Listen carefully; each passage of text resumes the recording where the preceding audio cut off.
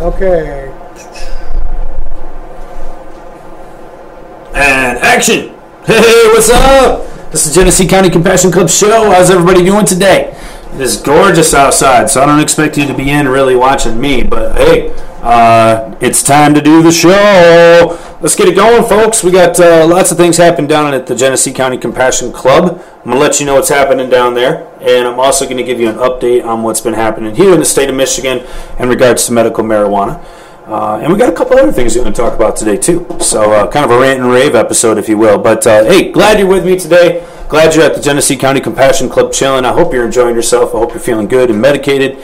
And whatever ails you is melting away. And for the rest of us who haven't gone through the rigmarole to get the license to actually do that, we recommend to blow off steam, because this is a depressing and angering time right now, the political scene time.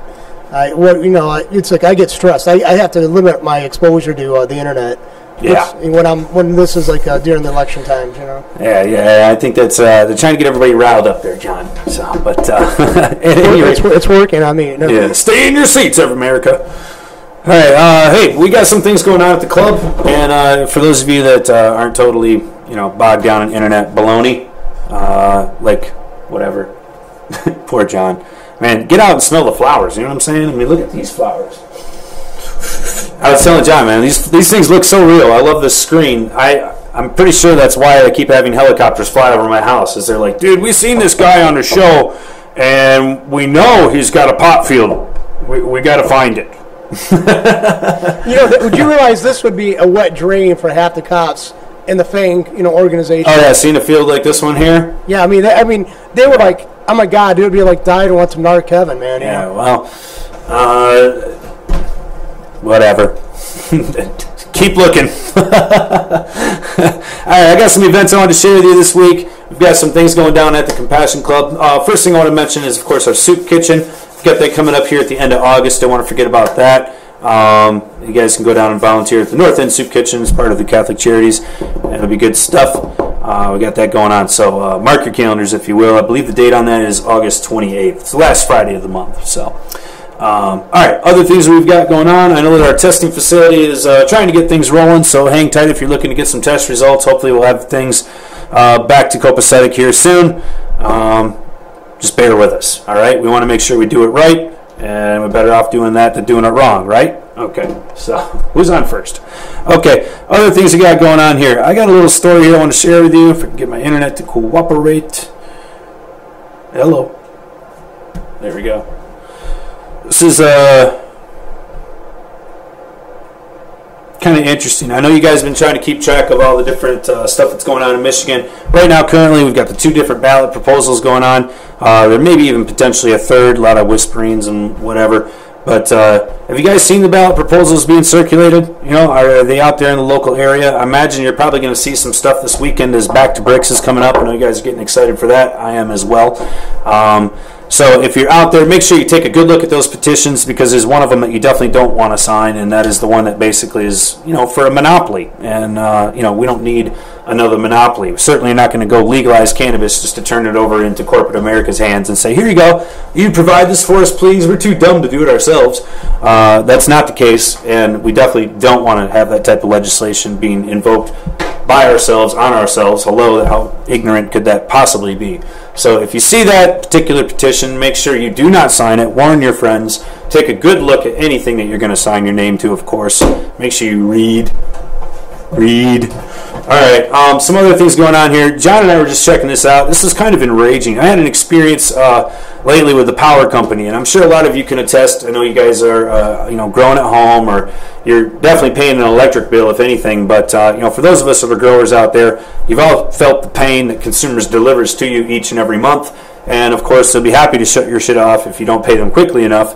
And sometimes it's even hard to get them just to accept a payment. But at any rate, what I want to talk today is about usage. And I've been kind of getting thrown through the washing machine myself personally on this, trying to find out information about, how the whole power thing works. But at any rate, I can tell you from a personal level that my power usage has magically doubled, almost nearly doubled in the last year, and I'm not doing anything different. So my question, I want to put it out there to you guys, is has anybody else experienced the same thing?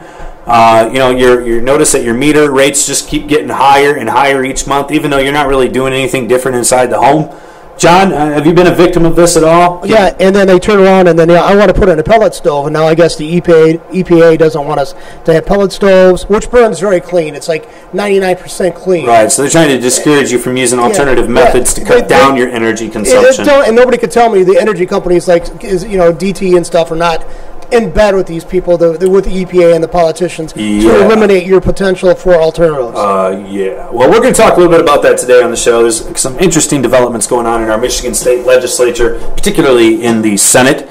And but before we get going down there, let me kind of elaborate a bit so that I can sort of get the story set for you. What's going on here is that I've noticed myself and quite a few other people I've talked to have experienced this as well, where they're seeing their meter usage just continually grow, particularly in the last 12 to 24 month period. And again, we're talking about growth here of the meter, not growth of the actual usage. So for those of you that have added on, especially growing equipment, or maybe you've added on other electronics inside of your home, this doesn't apply to you, but it probably does still apply to you. It's just going to be a little bit harder for you to prove. But at any rate, I know that I personally have taken steps in the last 12 months to try to become more economical, more efficient in the home. And I have noticed the exact opposite in my meter. So what I was told by Consumers Power is, number one, you must have had an old meter. And actually, they're correct. I did have an old meter. And in fact, it was an old one that was set up, and it became a malfunctioning meter and burned up. And it ended up taking Consumers Power a couple days to get that fixed. That's a whole other headache story that I won't get into today. But at any rate, you want to make sure that your meters are properly hooked up. And if you're growing in the home, you want to make sure that you have copper lines, not the old aluminum style, because the aluminum is not really capable of handling the extra wattage that your grow rooms require, which can result in a malfunctioning of the delivery from the unit of the meter to your home, or from the point of contact at your home to the actual meter itself. So anyway, you want to make sure those lines are all copper. I'm not an electrician. Don't do this yourself. Make sure you get someone hired that's licensed and insured. All right, moving on here.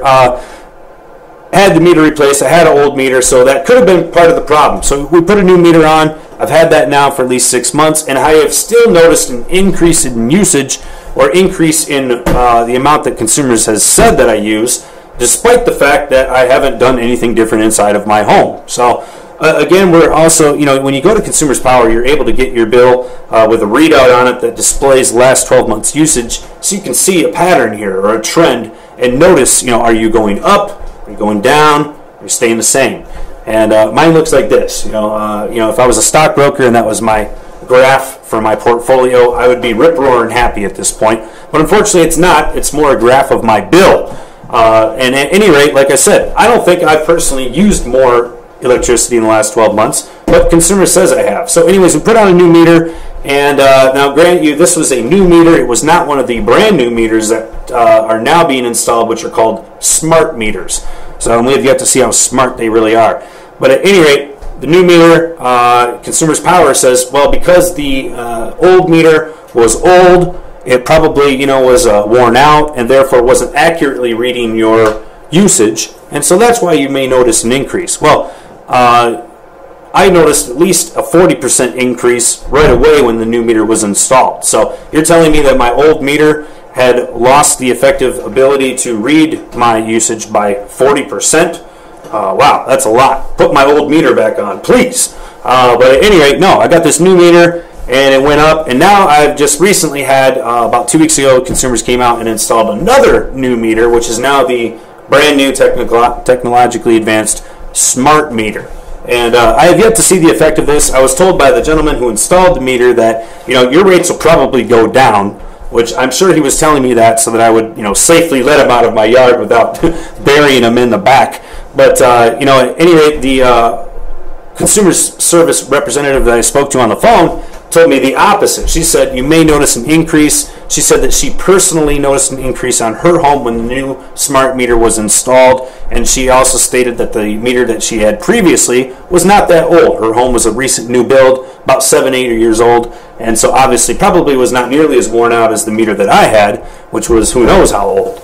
But at any rate, I think there's a bit of a conspiracy going on here, folks. Has anybody else noticed this? I mean, has your usage been going up without you really making a difference in your home? Has it been, getting astronomical? So anyway, this prompted me to look into other ways to generate power. I checked out solar and I checked out wind. Of course, there's hydro, but I don't have any water sources around my home.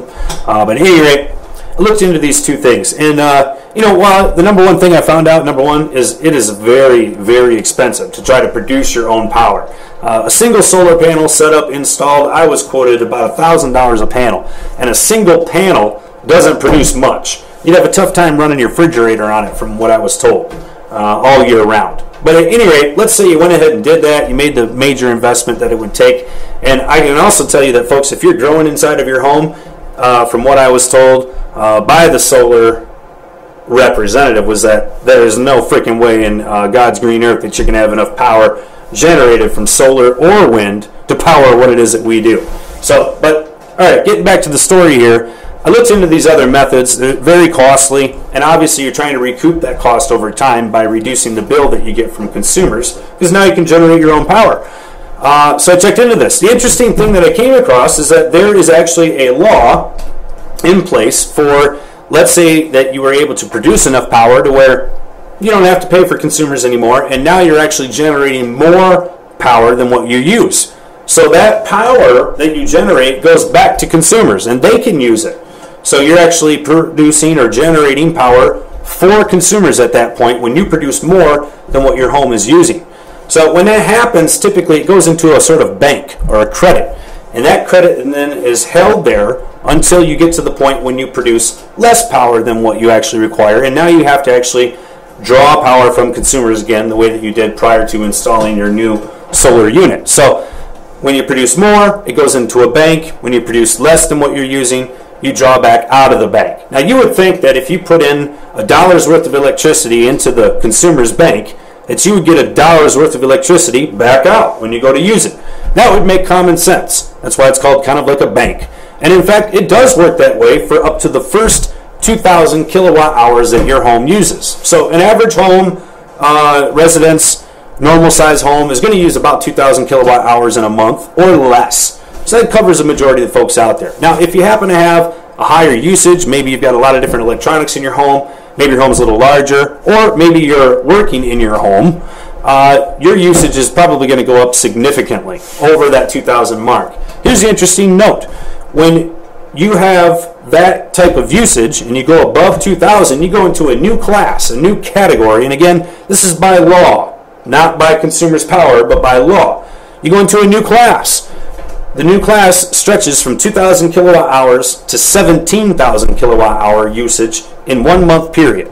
So that's going to pretty much cover your farms, large homes, anybody who's using a larger amount of electricity. It's going to cover a large majority of folks out there. Now, obviously, these folks are using more electricity, so it is a greater strain on the earth, if you will, a greater strain certainly on consumers' power, what they have to produce. So you would think there'd be a greater incentive for folks that are using greater amounts of electricity to turn green, in a sense, to start to produce their own power.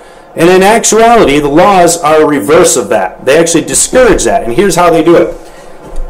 Remember back when you produced more and you put $1 for $1 bank and you got $1 back out? Okay, when you go over 2,000 kilowatt hours in 1 month, you go into this new category, new section, and now instead of getting $1 back for the $1 that you put in, you get 10 cents back. That's right.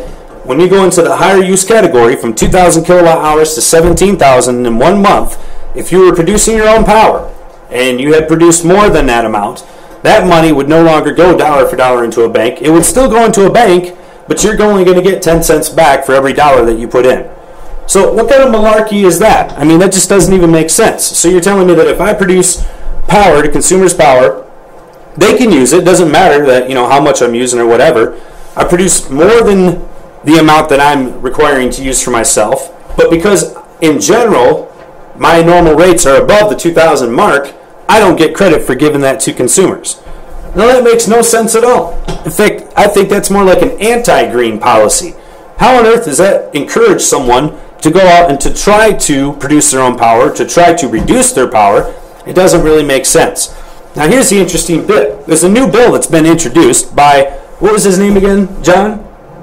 His name was John, wasn't it? John Bruce. John Bruce. This guy's a senator out of, he said Berrien. Well, he's out of St. Joseph, which is District 21 of the Michigan State Senate districts. It's like comprised. So it's like the west side of the state, southwest. Very next, not too far from where you go into Indiana. Okay, so southwest corner of the state this guy's from. He's state senator, John Bruce. He has sponsored a bill that basically would continue the current policies of how you're going to get gypped if you go over 2,000 mark. But remember the first bracket that we talked about where you get dollar for dollar credit? He wants to eliminate that.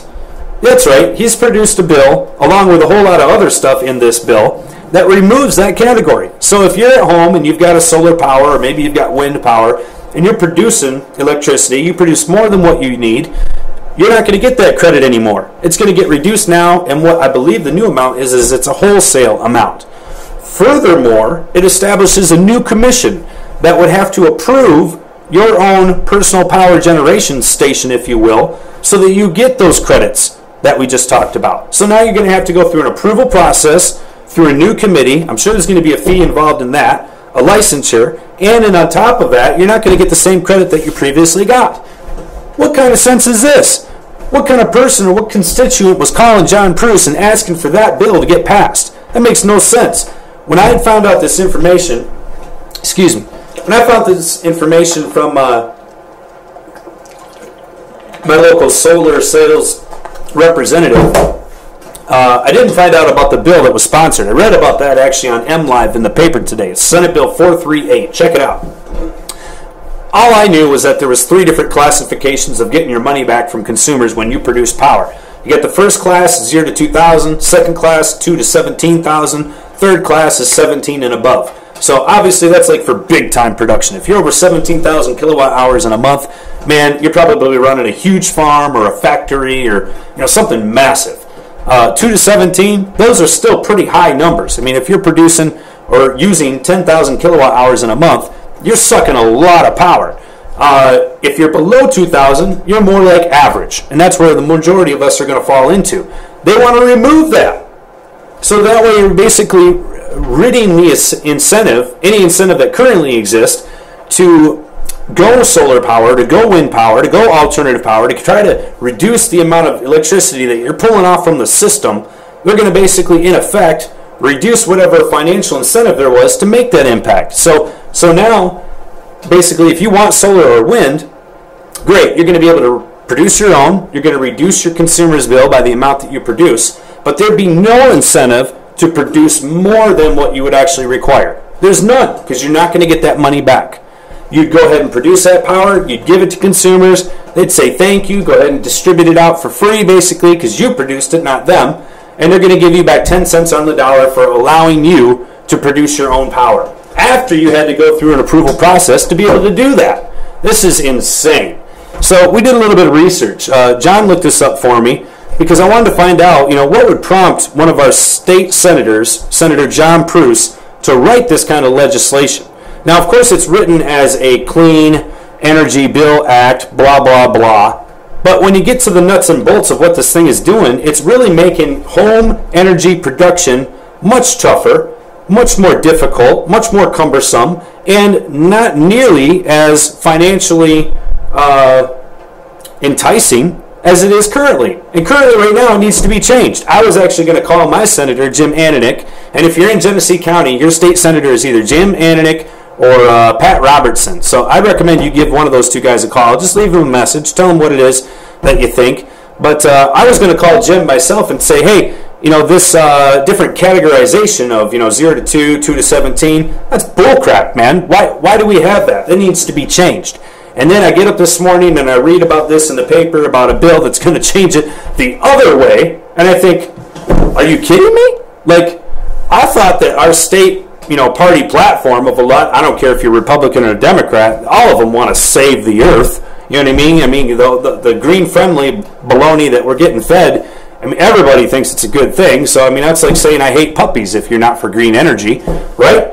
I mean, let's get real here. So everybody thinks that these are good policies, but you're going to sell me this policy and tell me that this is a green policy, that this is somehow supposed to ensure that we have clean waste?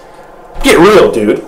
John, would you please let the folks know out there who sponsors our state senator, Mr. John Pruce, who wrote this legislation? Would you let the folks know who was a campaign donor to Mr. John Pruce? Okay, according to Ballotpedia, he had 5 major contributors, major ones that they have to keep track of, and DTE Energy gave him $5,000 in 2008, and CMS Energy gave him $2,800 in 2008, and that's not combined with the $5,000 the Michigan Chamber of Commerce gave him, the $3,400 that the Michigan Association of Realtors gave him, and not to count the $3,000 Michigan Farm Bureau Insurance Company gave him. But he altogether is $91,000 over that, a little bit over that, for his campaign election in 2008. Right. So this guy collected nearly $90,000 for his campaign to run as state senator. He only spent what, John? Do you say $17,000 of that? Actually, I think it was $27,000. 27. So he only spent about a third of what he collected on his campaign. Apparently, he felt he didn't really need to get out there and campaign that hard. He had a Loctite campaign. Obviously, he won. Only spent a third of his budget. And at any rate, look back at the numbers though. $90,000. 10% of that money came from energy companies. Well, he ran against Jim Hahn, and Jim Hahn in 2008 got 18,969 votes, and Pruce got 25,441 votes. So, yeah, he definitively won in the area, and, I don't know the area over there on the west side, whether they're blue or red. I don't really give a crap. I'm more interested in what do these people do once they're in the chair, because you know what? Bills don't come out red or blue. They just come out as bills, and you got to do whatever it is they say. And the problem is that you got guys like this writing bills for corporations. It's bullcrap. And consumers and DTE, aren't those supposed to be nonprofit organizations? Well, I never known them to be, but you can buy stock in them, can't you? Stock, yeah. So they're not nonprofit, right? Yeah, you can buy. Both of them have you can get the stock options. Yeah. There you go. So here you go. You got a for-profit corporation donating money. 10% of this guy's money came from energy companies. He turns back around and now he's going to basically give them a free check and say, "All right, guys, anybody out there that was producing their own, well, screw them. We'll make sure that." If they produce energy, you get to use it, but you ain't going to really have to pay for it. But you got to admit, though, if you're in the buying market, this man delivered bang per buck for you. That's true. You got to look at what he's doing for you. You're right. John Pruce delivers. There you go. If you can afford him, he delivers. That's what we should do. We should pool our resources, go to a guy and say, how much for your career? I think that we should make up some DTE and what was the other energy company? CMS. Yeah, let's make up some corporate logo patches and mail them to his office so he can sew them on his suit coat, and at least we'll know who he stands for. Folks, this is the kind of legislation that needs to stop. This is the kind of stuff that is ruining democracy. This is the kind of stuff that is basically, other countries look at this and they go, you think you're free? You think that's democracy? You think that's what we want? No. And this is why. Because they're bought and sold, and this kind of crap needs to be over with. So please, I implore you, call your state senator, ask them to not support Senate Bill 438.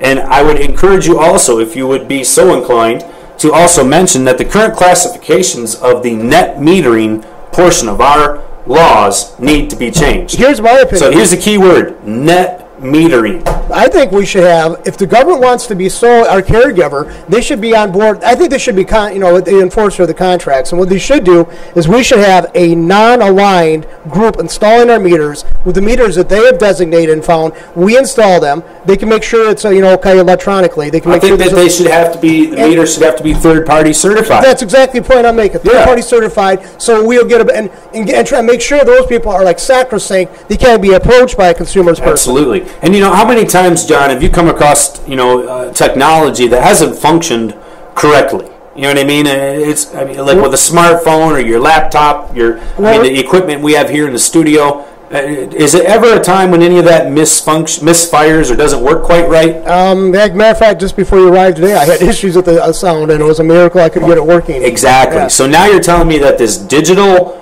smart meter is going to be foolproof? Let's be realistic here, folks. There's no freaking way that could even possibly happen. And we're depending on that, relying on that I mean, down to the money that's in our wallet. Here in Flint, they go by for the water department. They go by and they got these new meters on us. They put us a few years ago, newer meters, and they're supposed to be electronic, and they scan them right from a truck, and they move 20 miles an hour down the road. Sure, bouncing all over. So yeah, that's an accurate reading. Yeah, okay. And I mean, from those of us that have worked with digital scales and digital other things, you know darn well that they have to be recalibrated frequently. So, but at any rate, that's speculation. The stuff that I've been talking about today is not speculation. It is fact.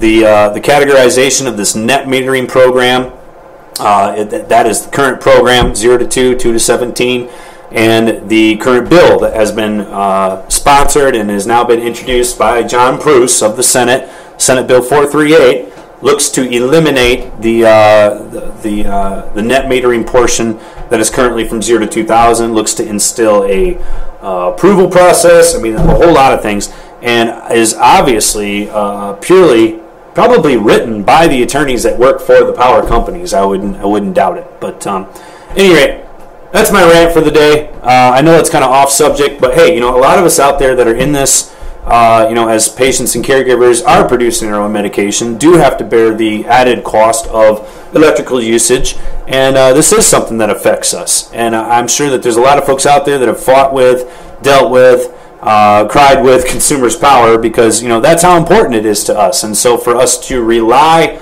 on that, and then to be forced, in a sense, to rely on that, I think that the public demands that we either have some competition in the market, or that we have some checks and balances in place to ensure that we're actually getting, a fair shake. High prices and gouging of customers is only usually possible when there's collusion with the government. Wow. You can't make that provable. You can't make these anti-capitalists see that point. It's capitalism bad. It's not bad itself. When it's coupled with the government, which it's corporatism. Because it's hybrid. That's right. What we got in this country. And if you want to be even halfway competitive, you got to become part of the problem. Yeah. Now, I'll leave you with this, guys. There's an interesting YouTube video. You can check this out. Recent interview with former President Jimmy Carter. And, whether you like the guy or not, his most recent comments on a news program were featured. And he's talking about the Supreme Court decision, the one that affected, what was that one, Citizens United? The Citizens United decision that ultimately affected the campaign donations and how they're dealt with and how corporations are recognized, so on and so forth. That decision was incredibly damaging, not just to how the campaign system works, but also to the fundamentals of how this country works. So I'd encourage you to check that video out. It's on YouTube. It's Jimmy Carter. He's talking about, like I said, the effect of the Supreme Court. And basically, how our country is really turned into an oligarchy. And he says that himself. I'm not putting words in his mouth. So you can check that out. But, I mean, this is the kind of stuff here. Senate Bill 438 is a perfect example of what he's talking about. And it's little things like this that, if you're not in the mix, if you're not in the know, you're never going to have a chance to keep track of it. And it only affects you when you come across it in your day-to-day life. So, it's tough. It's tough to keep track of these weasels. But I would encourage you to take just a few minutes. It only takes really just a minute to call and leave a message with an aide or with an answering machine or an email. Go on to your state senator's website or give them a call at their office in Lansing and tell them how you feel, because these guys need to start hearing from us. They need to start representing us and not corporations. And they can't do that unless they know how people actually feel. So get out there, do your good civic duty. You know what I'm saying? God bless America. We should demand a cut from everything they get, because if it wasn't us putting them in those positions where they could be approached, they wouldn't walk away with the huge nest eggs they can. Yeah, Consumers Power should be issuing out, stock ownership certificates to everybody that has to pay for their energy. Right. I don't know. We should actually just say, hey guys, when you leave office, we're going to tax you at 45% what you have in your banks. Whatever 45% goes back to us, because you wouldn't have that position if it weren't for us voting you in office. That way we can get back some of that which they took from us. Well, that's an interesting concept there, John. De-incentivize them. You de-incentivize them, and then they run the public humiliation. You take away half a good chunk of their cash. you take away the incentive for the B in office in the first place. They're not there to serve us. They're there to serve themselves and people who support them. Get book deals. Yeah. Well, I mean, make the bastards pay for it. Yeah. All right, guys, that's our rant and rave for this week. I know it was definitely off subject. Usually we try to stick to medical marijuana issues and so on. But, like I said, this definitely is something that affects people who are producing cannabis because, obviously, you've got indoor electrical needs. So for those of you that are gardening outside, more power to you. I do want to make a quick mention and reminder before we end the show. We have Outduberfest coming up. So we'll be looking for those biggest stalks, longest stalks, biggest buds. Tell your friends and family about it. Outduberfest. It's going to be freaking awesome. All right, guys. Thanks for joining me this week on All Points TV. This is the Genesee County Compassion Club show. I love you. Take care. Get some sunshine. All right, stay medicated. We'll see you.